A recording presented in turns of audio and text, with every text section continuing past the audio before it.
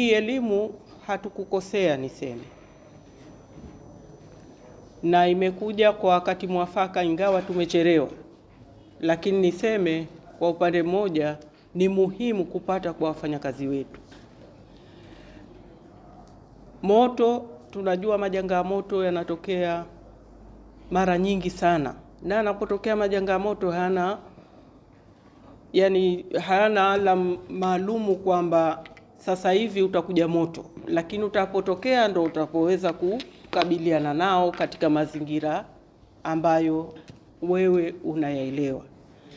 Na moto kwa kweli ni adui mkubwa, imeshateketeza mali za watu, zimeshateketeza maisha ya watu, lakini inateketeza pia mazingira, kuweka watu tena kuanza upya. Kwa hivyo wengine wanapata depression kwa kuweza kupata majanga kama haya.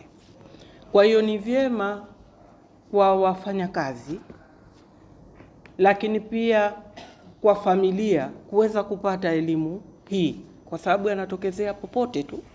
Inawezekana makazini, inawezekana majumbani, inawezekana wakati tunasafiri humo majanga haya yanatokezea. Kwa hiyo ni muhimu sana elimu hii kupata.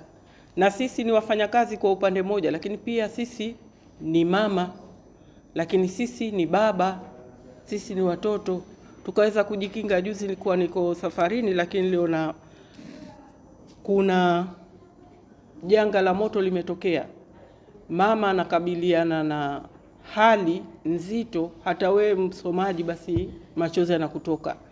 Watoto 4, akiwemo mamake, akiwa mwanawe mzazi mmoja na watoto wake 3, na wengine 2 wako hospitali, wamefariki 4 wale, na wengine 2 wako hospitali kwa janga la moto. Kwa hiyo nasema moto tunahitaji sisi kama binadamu kwa shughuli zetu ambazo tunazifanya, ni muhimu kupata, lakini pia pale upande wa pili ni janga likitokezea kwa aina nyingine. Kwa hiyo tuna haki ya kupata mafunzo haya ili kuweza kupata uelewa wa kuweza kujikinga. Na tushukuru sana kipindi chote hichi kwa viongozi wetu, hasa nimpongeze Mheshimiwa Rais wa Zanzibar na mwenyekiti wa Baraza la Mapinduzi na viongozi waliopita nyuma yao. Manake leo hapa tuko katika jengo kama hili, jengo kubwa tu, na sasa unapotoka ukaenda popote, mazingira yetu majengo namna kama hii tulipo ni mfano wa kuchukua mfano. Mungu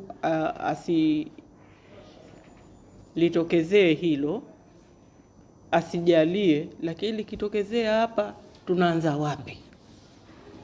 Sisi tuko mazingira kazini, lakini tuko kwenye jengo zuri lenye mazingira mazuri, lenye ghorofa mpaka hapa 7, wenzetu wako zaidi ya 7. Inatokezea hapa, tunaanzia wapi wafanyakazi wenzangu? Kwa hiyo nasema hili jambo ni muhimu, na serikali itaendelea kusisitiza umuhimu wa kuwa salama mahali pa kazi.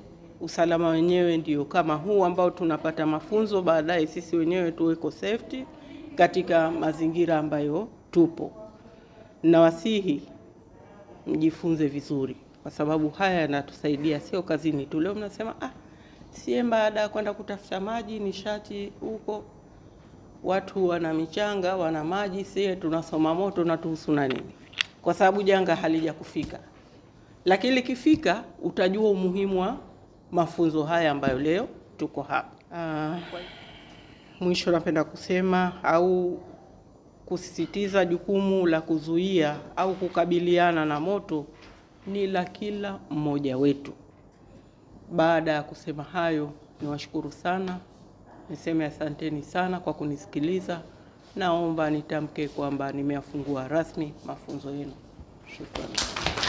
Kwa fire blanket tumeelewana, lakini hii inazima kwa njia ya kugubika, yani inaondoa hewa. Tumeelewana? Kwa hiyo tutawasha moto, halafu atakuja mwalimu, shika, atafanya demonstration hapa, atazima, kisha atakuja mmoja huku, lady and gentlemen, au vipi watazima.